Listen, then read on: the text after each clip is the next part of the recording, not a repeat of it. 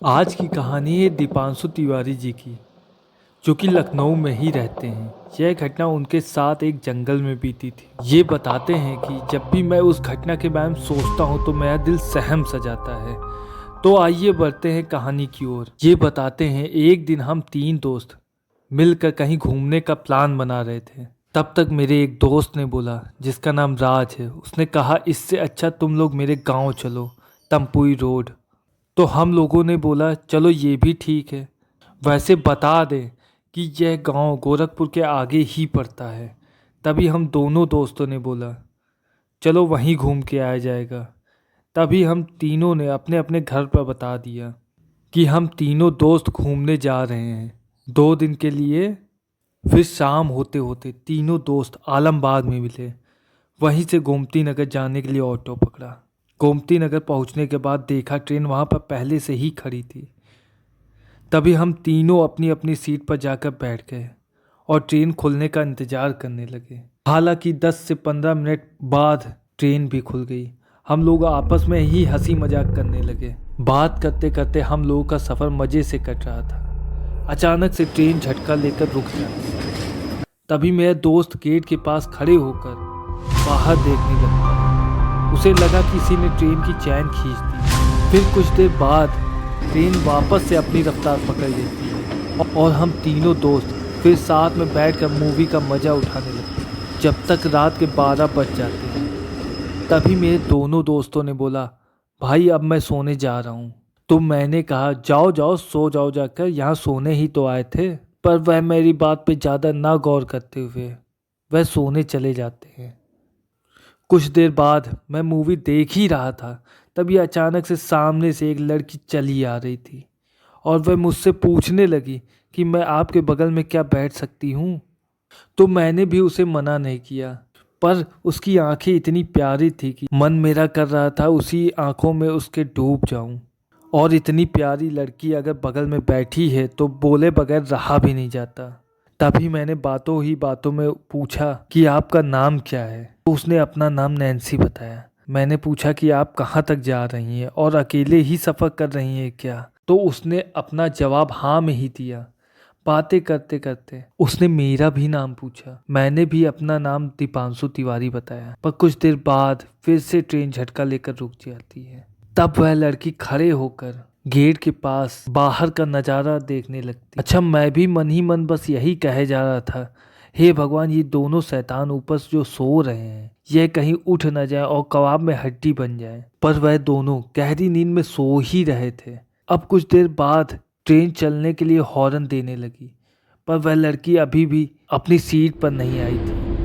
तो मैंने भी अपनी सीट से उठकर उसे देखने लगा, पर वह नज़र नहीं आई। तभी मैंने अपने दोस्तों को हाथ मारते हुए उठाया। मैंने कहा तुम लोग मेरा बैग देखो, मैं अभी आ रहा हूँ। अब मैं ट्रेन से उतर कर उसे देखने लगा, पर वह कहीं भी नजर नहीं आ रही थी। तो मैं वापस से ट्रेन पर चढ़ गया, यह सोचते हुए कि हो सकता है वह आगे वाले डिब्बे में चढ़ गई हो। लेकिन वह चढ़ी नहीं थी, क्योंकि जब मैं गेट के पास वापस से खड़ा हुआ तभी मुझे लगा कि वह सामने के एक पेड़ के पास खड़ी है। मैं फिर से एक बार ट्रेन से उतर कर उसकी तरफ बढ़ा, पर वह अब जंगल के अंदर की ओर बढ़े जा रही थी। मैंने उसे आवाज़ भी लगाया, नैन्सी नैन्सी, पर उसने मेरी ना सुनकर वह आगे की ओर बढ़ते जा रही थी। वह आगे और मैं उसके पीछे पीछे बढ़े जा रहा था। मैं उसके प्यार में इतना पागल हो चुका था, मैं बस उसे पाना चाहता था हर हालत में। पर वह चलते चलते अचानक से मेरी आंखों के सामने ही ओझल हो गई। फिर मैं उसे काफ़ी देर तक उसे ढूंढता रहा, पर वह नहीं मिली। अब मैं ढूंढते ढूंढते एक नदी के पास पहुंच जाता हूँ। मैं देखता हूँ वहाँ एक बड़े से पत्थर के पीछे से किसी के रोने की आवाज़ आ रही थी। जब वहाँ पहुँचा तो मैंने देखा यह तो वही लड़की है। तब मैंने पूछा कि तुम यहाँ क्या कर रही हो और ट्रेन से उतर क्यों गई, पर उसने मेरी बातों का कोई भी जवाब नहीं दिया। अब मैंने धीरे से उसके कंधे पर हाथ रखा और कहा चलो यहाँ से।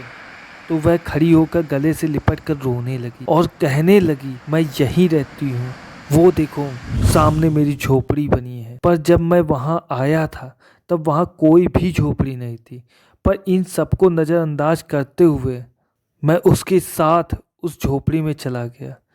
मैंने पूछा कि आप यहाँ अकेले ही रहती हो? तब उसने मुझे बताया कि मेरे माँ बाप बचपन में ही गुजर गए थे और एक छोटा भाई है, वह यहीं कहीं खेल रहा होगा। फिर उसने मुझसे पूछा, आप कुछ लेंगे? मैंने मना कर दिया। उसने कहा, आपने मुझे ट्रेन में ही पसंद कर लिया था। मैं हंसते हुए हाँ में जवाब देता हूँ। अच्छा, इन सब बातों में पढ़कर मेरे दोस्तों को ख्याल दिल से और दिमाग से दोनों से हट गया था।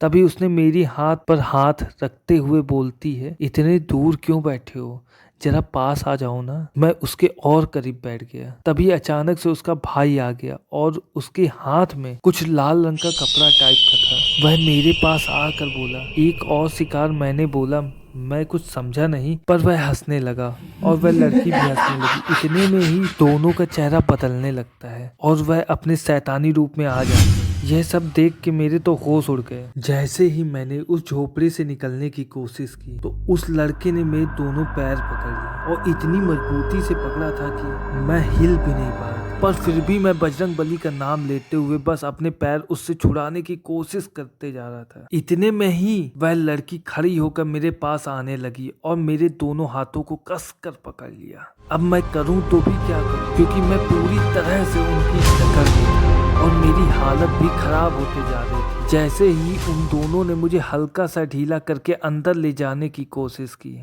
वैसे ही मैं वहां से सरपट भागा, पर वह दोनों भी मेरा पीछा करने लगे। अब मैं एक पेड़ के पीछे छुप गया और वहीं से उन्हें देखने लगा, पर वह अब हवा में धीरे से उठने लगे। इतने में ही मैंने अपने दोनों दोस्तों की आवाज़ सुनी। जैसे ही मैंने पीछे पलट कर देखा तो मेरे दोनों दोस्त मुझे ढूंढते हुए अब चले आ रहे थे। जैसे वह दोनों मेरे पास आए, तब जो मेरे साथ भी था मैंने उन्हें सब बताया और उन्हें पकड़कर रोने लगा। उस दिन अगर मेरे दोनों दोस्तों ने मुझे ढूंढने की कोशिश ना की होती तो आज मैं शायद यह कहानी बताने के लिए बचा ना होता। अगर आपको कहानी अच्छी लगी हो तो चैनल को लाइक और सब्सक्राइब करना ना भूलिएगा।